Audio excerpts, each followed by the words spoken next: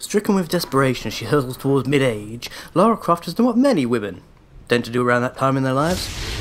Got a very, very bad blonde dye job, and taken to wearing even less clothes than normal in a desperate attempt to appear youthful and perky.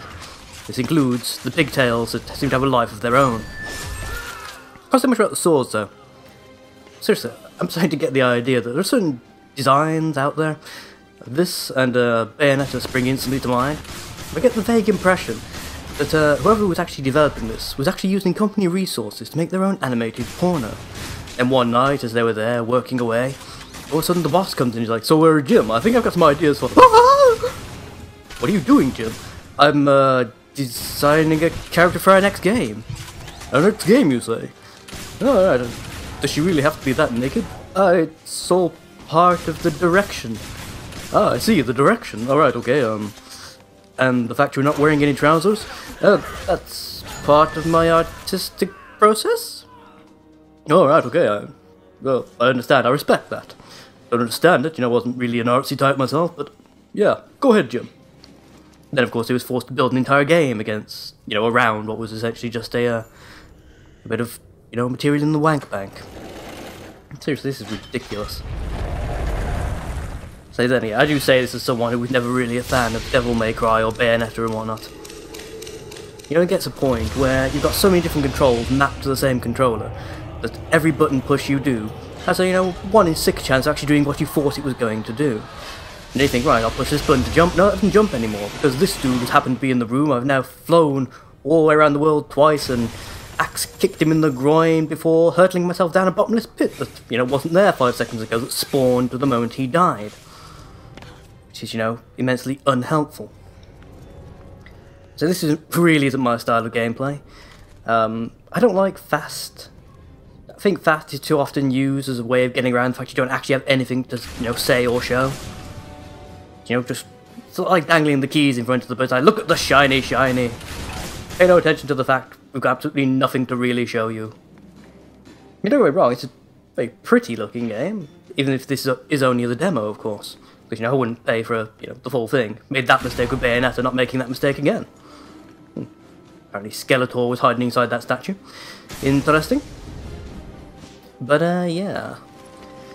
So, I don't really know much about this game. I'd say it does generally seem to be a Devil May Cry / Bayonetta clone, with Prince of Persia thing wrapped into the middle of it for no particular reason.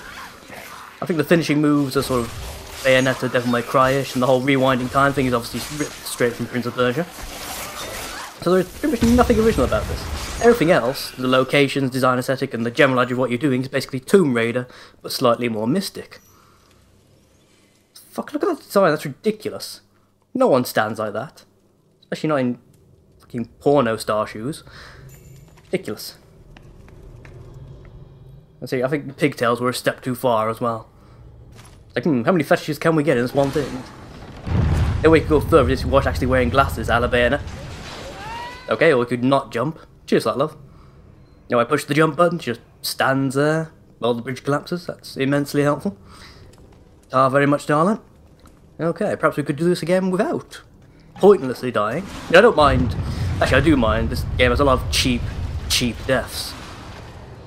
Well, just in the thing I've done so far. I've actually completed this demo, but I've only ever done it once. I'm so pissed off I didn't play it again for about 3 months.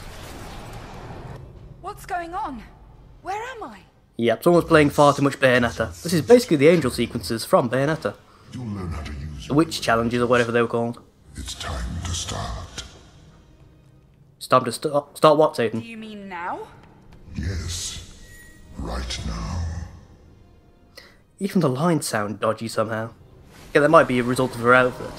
It does sound like some guy who's called her onto the casting couch, shall we say. Blam. So, yeah, nothing original about this mechanic. Hit dudes until your power-up meter is full, then use your power-up. There's no reason I should be forced to sit through a tutorial of this. Just a text blurb would do. Of course, the thing is that this little power-up thing only ever works properly during, during the tutorial. You try and use it in real combat, you end up getting insta-gimped pretty much every single time you try. See, there's a section in a little bit. We end up fighting against a whole bunch of dudes. And I thought, you know, I've got the magic thing, I'll charge up my meter and, you know, give it a go. Did it work? No. Because the moment I started trying to use magic, all of them hit me at once. Even people who were halfway across the map just suddenly appeared next to me, started smacking my character to death. They didn't stand around waiting for, you know, the moment to attack, as these guys do. Which is kind of disingenuous when you think about it. If you give me a tutorial, should at least explain that, you know, the power you're talking about is probably never going to actually work. Of strength. Cool. God, what are you, fucking 12? Your dialogue is awful as well. Right, target, there we go, jump, jump, jump, no! No, no, no! When I push jump, surprisingly enough, I mean jump, no, not, or not. That's nice, thank you for just randomly reversing my controls game, so jump no longer jumps and dash suddenly no longer dashes. Thank you for that game, that's immensely fucking helpful. Really? No, not really. Try this again, jump, there we go. Surprising when I push the jump button, I'm trying to fucking jump. Not zoom to the next pissant in the row. Here we get the thing, yeah, there's a little glitch, I think it's in the demo here. Where occasionally you'll just start randomly taking damage even though nothing's actually hitting you. I think it forgets to load some of the, what's the word I'm looking for? Can't think of the right word now. Yeah, but some of the, these little particle effects for, you know, with various things that are attacking you. Sometimes it forgets to actually load those particle effects. It doesn't help, this guy can apparently shoot me through the wall, as well, that doesn't help. Not even R1 execute you. I'm gonna kick your ass. Generic dude. I mean, they all do sort of remind me of the double Y chromosomes from Alien 3. Yeah, I presume that's why they're so eager to get to her. Just adds to the level of stupidity I'm assuming from her as well. A temple full of ancient rapists. Let's run around in a bikini.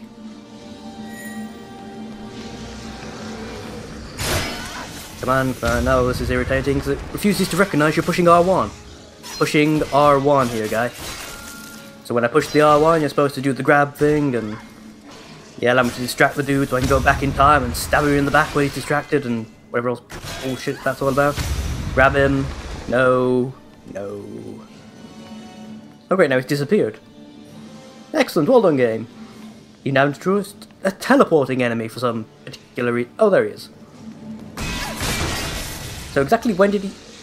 oh, for fuck's sake. Yeah. Every now and again the enemies will somehow insta-kill you as well. Which is even more irritating. No game should ever have enemies that can insta-kill you.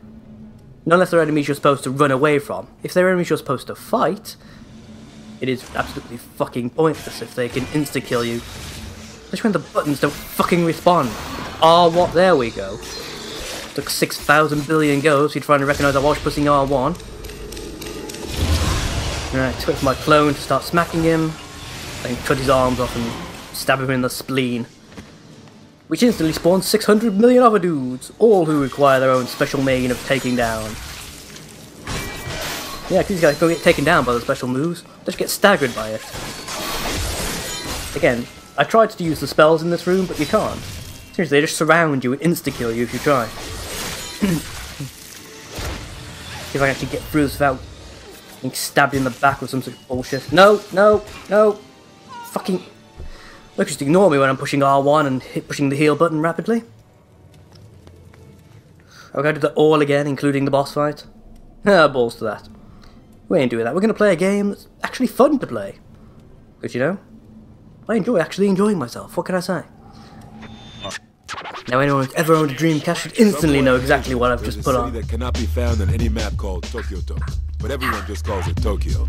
The two hottest things in the streets of Tokyo. Can't see, but I am slowly bopping my head to this music. Magnetically driven inline skates, powered by newly developed Netrium batteries, and Jet Set Radio, a pirate radio station manned by the DJ Professor K that plays nothing but non-stop hardcore music. Those street punks have been named Rudies. So yeah, this is obviously Dream Class Classic. Jet Set Claiming Radio. their way of expressing themselves to the world. One of those interesting era of games that tend to use the comic book thing quite a bit during their storyboarding and yeah, just during their cutscenes and all sorts. The 21st Century Project. Idea being, you're playing as a bunch of skaters. This was back when, you know, skateboarding and rollerblading and BMX, you know, things, you know, the height of its popularity in terms of the popular media. To put them behind bars. I was always more towards the skateboarding than the rollerblading because I was better at it. But yeah, say this was a damn good game. I'm of course going to cut out the tutorial section because that was bollocks. Yeah. Who needs a tutorial, really? You know? Well, you know, people have never played the game, but I played this a lot as a kid. This is only the demo mode. Well, I say the demo, the trial mode. You download the entire game, but you can't play all of the game unless you pay to unlock it. Which I think is a good way of doing it when you've got games that are relatively small. Makes more sense, really, as well. Yeah, we're riding high on a smooth stream of supersonic sound. And I'm your captain and DJ. You see, this guy was here way before that track from Fallout 3. This was the original thing. Free Dog can suck it. Professor K all the way. Gangs are fighting for the Tokyo streets. In the west, for Bitchin, the city of the night. The entire game is admittedly slightly ridiculous. He plays a gang of rollerbladers, and amongst a whole town full of gangs of rollerbladers, all of which have their own little theme, and all of whom like to have dance-offs. And from Shibuya Joe. Because it's all like cartoony and stuff, it's obviously not meant to be taken seriously, it's just all a massive bit of fun. It's in the same vein as Crazy Taxi in that respect. It was a game that sort of came out of the emergence of the underground radio and whatnot. It sort of hit late over in Japan. Or maybe it was the noise tape, trying to send a system crash through the whole city. Listen up, all you innocent fools out there. Officer Yeah, it's a good one. got some special order. But in keeping with the whole cartoony thing, yes, the law is against you because you are a graffiti artist as well as a rollerblader using public property for grinding and such. You know, vandalism basically. But in keeping with the whole cartoony thing, they go way overboard. They chase you down the train, beat the shit out of you. That one guy keeps trying to shoot you. And yeah, it just adds an extra challenge to the whole thing.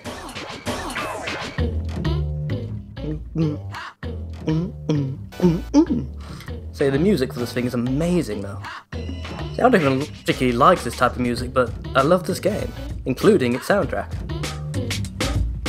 I always played as Gum personally because say she wasn't necessarily the fastest, but she tended to use the least amount of spray paint in order to complete the graffiti, which, especially on some of the later levels, is essential.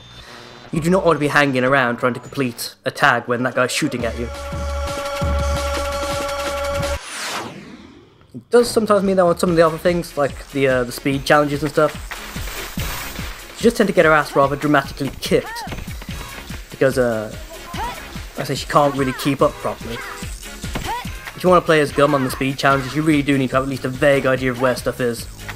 That should do. That's enough. You need 4 spray cans to complete a large tag with Gum, so that should be 2. If I've done this right, yeah, I can do at least 2 large tags before I need to refill. That said, though, I am going to take care of these real quick. Shit, probably should have done the big tag, come to think of it. I didn't realise how quickly these guys spawned into the first level. Thought you had quite a while before they actually came along. It might be linked to how many points you've got, actually, come to think of it. That would explain it, actually. It's linked to how many points you've got rather than how many tags you've completed. Oh fuck, here they come. If I can get this one before they get me.